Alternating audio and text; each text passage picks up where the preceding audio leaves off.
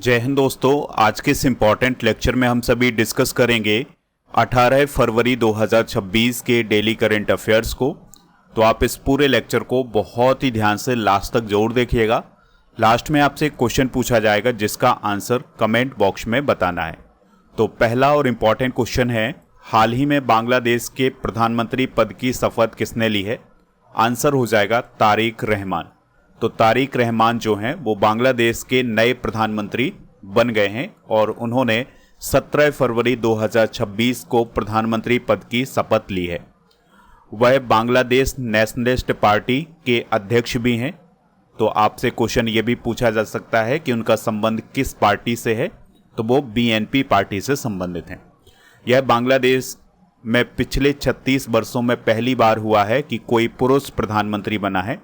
इससे पहले इनकी जो माता थी खालिदा जिया वो प्रधानमंत्री थी और शेख हसीना प्रधानमंत्री रही हैं। तो अब 36 सालों में पहली बार कोई पुरुष प्रधानमंत्री बनने जा रहा है। अभी जो बांग्लादेश में चुनाव हुए हैं उसमें जो तारिक रहमान की पार्टी है बीएनपी, उसने 297 में से 209 सीटों पर जीत हासिल की है, जबकि वहाँ की जो विपक्षी पार्टी थी जमात ए इस्लामी उसने 68 सीटों पर जीत हासिल की है। देखिए, जो प्रधानमंत्री का शपथ ग्रहण समारोह आयोजित किया गया था तारिक रहमान का, उसमें भारत की ओर से लोकसभा अध्यक्ष ओम बिरला जी शामिल हुए थे और उन्होंने भारत का प्रतिनिधित्व किया था। अंतर्राष्ट्रीय नियुक्तियां डिस्कस करते हैं तो कोसोवो के पीएम बने हैं अल्विन कुर्ती। जापान की पीएम सनाए ताकाइची, ये जापान की पहली महिला पीएम है। युगांडा के राष्ट्रपति योवेरी मुशोबेनी बने हैं। यमन के पीएम सया मोहसिन अल जिंदानी बने हैं। गिनी के राष्ट्रपति ममाडी डोमबोआ बने हैं। चेक रिपब्लिक के पीएम बने हैं आंद्रेज बाबिस। कैमरून के राष्ट्रपति पॉल बिया बने हैं और ये दुनिया के सबसे बुजुर्ग राष्ट्रपति हैं। आयरलैंड की राष्ट्रपति बनी है कैथरीन कॉनॉली। अगला क्वेश्चन है, मिलान अभ्यास 2026 का आयोजन कहाँ किया जा रहा है? तो विशाखापत्तनम में इसका आयोजन किया जा रहा है 15 से 25 फरवरी के बीच में। और मिलान अभ्यास एक नौसैनिक अभ्यास है, इस बात को आप जरूर नोट कर लें। यह 2 चरणों में आयोजित किया जाएगा। पहला चरण 19 से 20 फरवरी तक होगा और फिर दूसरा चरण 21 से 25 फरवरी तक होगा बंगाल की खाड़ी में। इसमें 65 देशों के प्रतिनिधि शामिल हुए हैं और ये हर 2 साल में आयोजित होने वाला अभ्यास है और इसकी शुरुआत 1995 में हुई थी। कुछ महत्वपूर्ण अभ्यास डिस्कस करते हैं, जैसे जेमैक्स अभ्यास भारत जापान के बीच आयोजित होता है। फ्रीडम एज दक्षिण कोरिया अमेरिका और जापान के बीच। Siam Bharat Thailand. जापाड अभ्यास एक बहुराष्ट्रीय अभ्यास था 2025 में आयोजित किया गया था। युद्ध अभ्यास भारत अमेरिका। मैत्री भारत थाईलैंड। स्लिनेक्स अभ्यास भारत श्रीलंका। जामाता अभ्यास भारत जापान। समन्वय शक्ति अभ्यास भारतीय सेना द्वारा आयोजित किया गया था 2025 में। सस्टेनेबल पावर 1404 अभ्यास ईरान के द्वारा 2025 में आयोजित किया गया था। T20 क्रिकेट में 700 विकेट हासिल करने वाले पहले गेंदबाज कौन बने हैं? आंसर हो जाएगा राशिद खान। तो अफगानिस्तान के गेंदबाज हैं राशिद खान। तो उन्होंने T20 क्रिकेट में 700 विकेट हासिल किए हैं। मतलब T20 क्रिकेट का मतलब इसमें घरेलू लीग है, फ्रेंचाइजी और अंतर्राष्ट्रीय, इन सभी को मिलाकर के इनके 700 विकेट हो गए हैं। इस प्रकार से राशिद खान T20 क्रिकेट में 700 विकेट लेने वाले पहले गेंदबाज बन गए हैं। वे पहले से ही T20 अंतर्राष्ट्रीय में सबसे अधिक विकेट लेने वाले गेंदबाज हैं। यहाँ पर अफगानिस्तान की बात हुई है तो अफगानिस्तान को 2017 में आईसीसी का पूर्ण सदस्य का दर्जा मिला था। स्पोर्ट्स की बात हुई है तो स्पोर्ट्स से रिलेटेड कुछ इंपॉर्टेंट करंट अफेयर्स भी डिस्कस करते हैं। तो साइना नेहवाल ने हाल ही में बैडमिंटन से संन्यास लिया है। बीसीसीआई ने 270 करोड़ की जेमिनी से हाल ही में स्पॉन्सरशिप डील साइन की है। विदर्भ ने पहली बार विजय हजारे ट्रॉफी हाल ही में जीती है। ऑस्ट्रेलिया की महिला क्रिकेटर एलिसा हीली ने इंटरनेशनल क्रिकेट से संन्यास ले लिया है। विराट कोहली इंटरनेशनल क्रिकेट में दूसरे सबसे ज़्यादा रन बनाने वाले खिलाड़ी बने हैं। जिनसन जॉनसन जो कि भारतीय धावक हैं, इन्होंने भी संन्यास का ऐलान किया है। अगला क्वेश्चन है, भारत विस्तार प्लेटफॉर्म का शुभारंभ कहाँ से किया गया है? तो जयपुर राजस्थान से भारत विस्तार प्लेटफॉर्म का शुभारंभ किया गया है। तो किसानों को आधुनिक तकनीक से जोड़ने की दिशा में केंद्र सरकार के द्वारा एक महत्वपूर्ण कदम उठाया गया है। तो जयपुर राजस्थान से केंद्रीय कृषि मंत्री शिवराज सिंह चौहान जी के द्वारा एआई आधारित डिजिटल प्लेटफॉर्म भारत विस्तार का शुभारंभ किया गया है।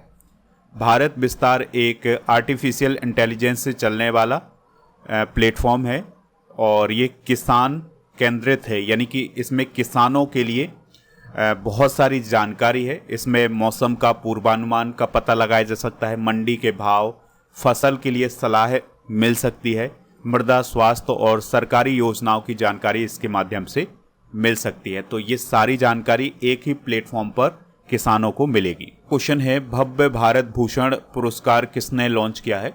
तो सद्गुरु जग्गी वासुदेव के द्वारा भव्य भारत भूषण पुरस्कार हाल ही में लॉन्च किया गया है। तो यह एक प्रकार का राष्ट्रीय सम्मान होगा। पहली बार इनकी लॉन्चिंग हुई है, यानी कि ये पहली बार प्रदान किए जा रहे हैं। तो राष्ट्रीय सम्मान है और विभिन्न क्षेत्रों में उत्कृष्ट योगदान देने वाले व्यक्तियों को ये प्रदान किया जाएगा। इसका उद्देश्य भारत के डेवलपमेंट और भारत के कल्याण में योगदान देने वाले व्यक्तियों को सम्मानित करना। तो अभी किसको मिले हैं ये पुरस्कार? तो डॉक्टर एन राजम को मिला है, कला एवं संस्कृति के क्षेत्र में ये वायलिन वादक हैं, और श्रीमती अलार मेल बल्ली को मिला है जो कि भरतनाट्यम कलाकार हैं। विज्ञान और प्रौद्योगिकी की बात करें तो डॉक्टर नंबी नारायणन को मिला है और एएस किरण कुमार को मिला है। साहित्य एवं शिक्षा में डॉक्टर विक्रम संपत को मिला है, ये लेखक हैं। खेल में साइना नेहवाल को, राष्ट्रीय सुरक्षा के सम्मान में ऑपरेशन सिंदूर को मिला है। पश्चिमी वायु कमान, भारतीय सेना की उत्तरी कमान और पश्चिमी नौसेना कमान, इनको राष्ट्रीय सुरक्षा का सम्मान मिला है। तो दोस्तों याद रखिएगा, भव्य भारत भूषण पुरस्कार की शुरुआत किसने की है? सद्गुरु जग्गी वासुदेव ने। कुछ महत्वपूर्ण पुरस्कार डिस्कस करते हैं। तो भारतीय रेलवे के सर्वोच्च सेवा सम्मान से चंदना सिन्हा को सम्मानित किया गया है। संयुक्त राष्ट्र महासचिव पुरस्कार मेजर स्वाति शांता कुमार को। प्रधानमंत्री राष्ट्रीय बाल पुरस्कार वैभव सूर्यवंशी को। Transformational leader of the year 2025 जय साय को। संयुक्त राष्ट्र का सर्वोच्च पर्यावरण पुरस्कार 2025 सुप्रिया साहू को। Golden Globes Horizon award Alia Bhatt को। Time magazine CEO of the year 2025 Neel Mohan को। Time magazine person of the year 2025 AI के आर्किटेक्ट्स को। पेटा इंडिया का person of the year 2025 Raveena Tandon. Global humanitarian award 2025 Anant Ambani को मिला है। अगला क्वेश्चन है, एम्स दिल्ली ने पहला सफल रिमोट टेली रोबोटिक अल्ट्रासाउंड कहाँ किया है? आंसर हो जाएगा मैत्री रिसर्च स्टेशन अंटार्कटिका में।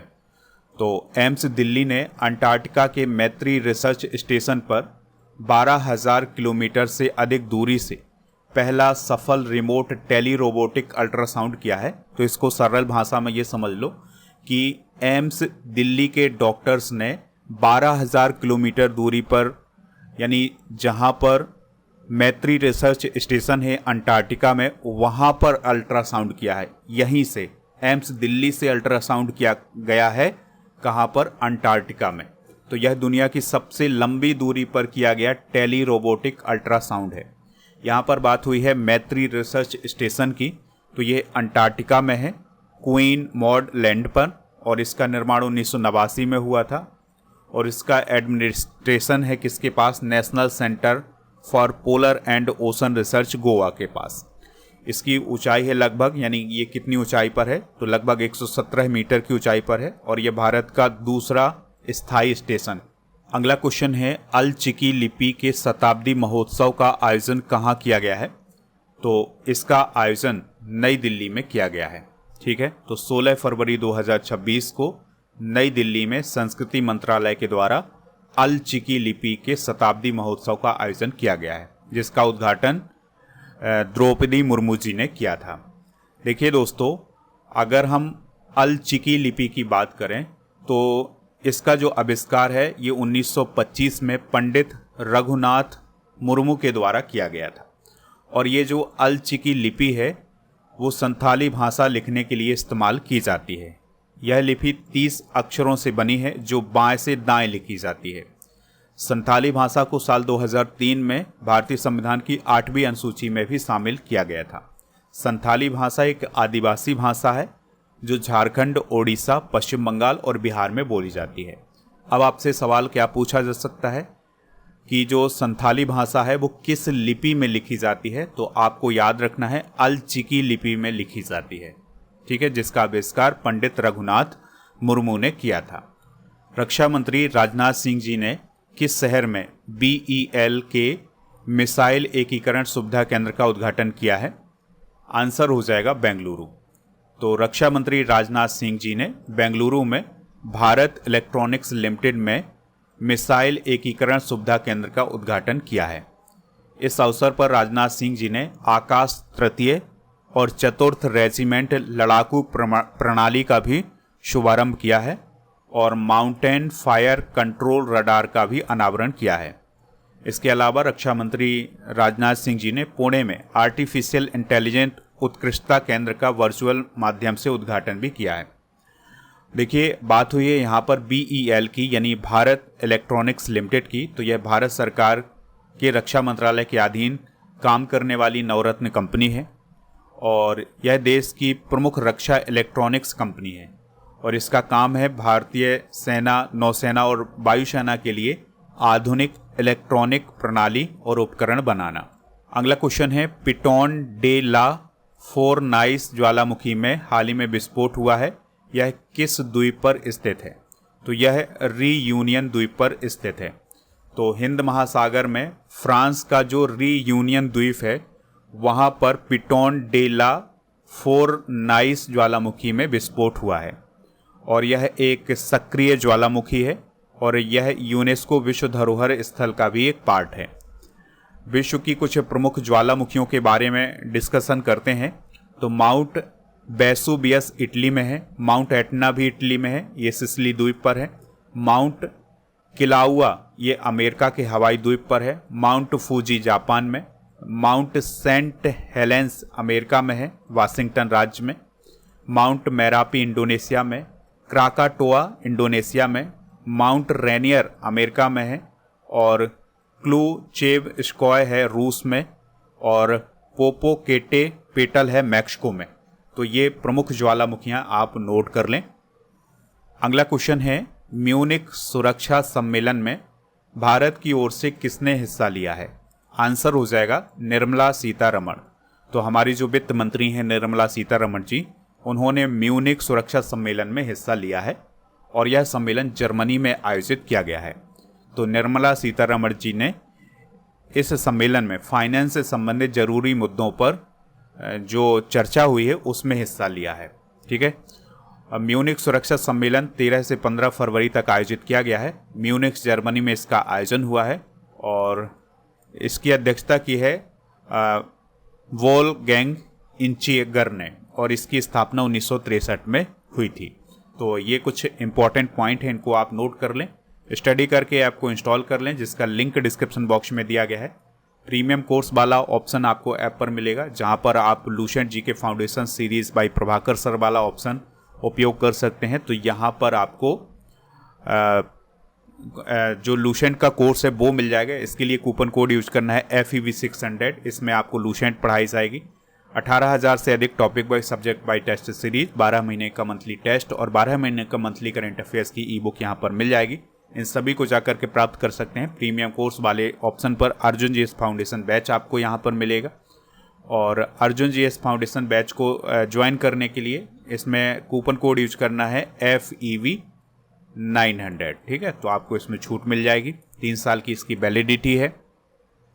इसमें भी वही सब फ्री मिलेगा जो लुसेंट वाले कोर्स में मिलेगा और प्रीमियम कोर्स वाले ऑप्शन पर बहुत सारे कॉम्बो पैक मिल जाएंगे। तो इन कॉम्बो पैक को भी प्राप्त कर सकते हैं। इनके लिए कूपन कोड यूज करना है 12 month 100 और प्रीमियम कोर्स वाले ऑप्शन पर 12 महीने का मंथली करंट अफेयर्स का कॉम्बो पैक मिलेगा। तो इनको भी प्राप्त कर लें। इसके लिए भी कूपन कोड यूज करना है 12 month 100। टेस्ट सीरीज वाले ऑप्शन पर 12 महीने के मंथली करंट अफेयर्स की टेस्ट सीरीज, 10,000 से अधिक जीके जीएस के क्वेश्चन की test series, computer special test, daily current affairs का टेस्ट और करंट अफेयर्स का मॉक टेस्ट, ये आपको ऐप पर मिल जाएंगे। तो इन सभी को जाकर के प्राप्त कर लें। ई बुक वाले सेक्शन पर आपको सभी ई बुक मिल जाएंगी, monthly current affairs, yearly current affairs, half yearly current affairs, सभी ई बुक आपको यहाँ पर मिलेंगी, तो इनको भी जा करके आप प्राप्त कर सकते हैं। चलिए रिवाइज करते हैं कल के करेंट अफेयर्स को। तो भारत का पहला राष्ट्रीय गौ संस्कृति संग्रहालय कहाँ स्थापित किया जाएगा? मथुरा।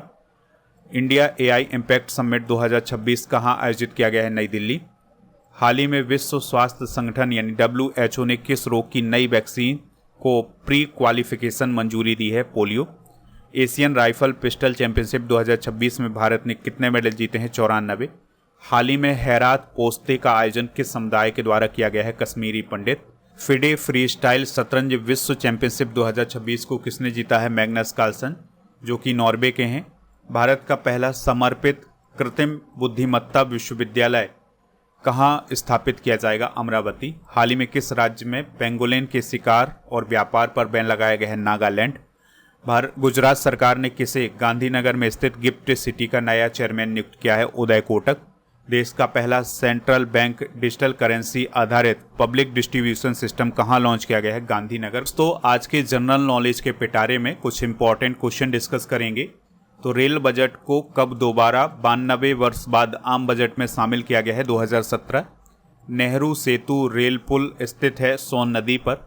मेट्रो पुरुष उपनाम से कौन प्रसिद्ध हैं? Engineer Sreedharan. Diesel locomotive works की स्थापना कब हुई थी? 1964 में। वृंदावन एक्सप्रेस किन स्थानों के मध्य चलती है? चेन्नई और बेंगलुरु। कोयले से चलने वाला देश का सबसे पुराना इंजन कौन सा है? फेरी क्वीन। और भारत का सबसे लंबा प्लेटफॉर्म कौन है? हुबली। दोस्तों अब हम आपके लिए टॉपिक वाइज करेंट अफेयर्स की सीरीज भी शुरू कर रहे हैं, जिसमें हम विभिन्न टॉपिक पर आपके लिए वीडियो लाएंगे। तो आप टॉपिक बता सकते हैं कि आप किस टॉपिक पर वीडियो चाहते हैं। इसके अलावा जीके के टॉपिक भी बता सकते हैं। तो इस प्रकार से हम आपके लिए एक नई सीरीज शुरू करेंगे। आपके लिए बहुत सारे और भी वीडियो आएंगे, ठीक है, जिसमें हम बहुत सारे टॉपिक डिस्कस करेंगे। दोस्तों कल के करेंट अफेयर्स में आपसे जो क्वेश्चन पूछा गया था उसका आंसर था मोहनलाल। यानी आपसे ये पूछा गया था कि दादा साहब फाल्के अवार्ड 2025 किसे मिला है? तो प्रसिद्ध एक्टर मोहनलाल को ये मिला है। अब आपको कमेंट बॉक्स में ये बताना है कि महाराष्ट्र स्थापना दिवस और गुजरात स्थापना दिवस किस दिन मनाया जाता है। कई बार एग्जाम में पूछा गया क्वेश्चन है। जो भी इसका राइट आंसर हो कमेंट बॉक्स में जरूर बताएं। स्टडी करके ऐप को इंस्टॉल कर लें। इसके अलावा टेलीग्राम चैनल को भी ज्वाइन कर लें, जिसका नाम स्टडी कर ऑफिशियल है। जीके जीएस की ये सभी ई बुक आपको ऐप पर मिल जाएंगी, तो इनको जाकर के प्राप्त कर लें। और टेस्ट पास वाले ऑप्शन पर ज़रूर जाएं ऐप पर, तो यहाँ पर आपको हर एक एग्ज़ाम के लिए टेस्ट मिल जाएंगे, तो इन टेस्ट को प्राप्त कर सकते हैं।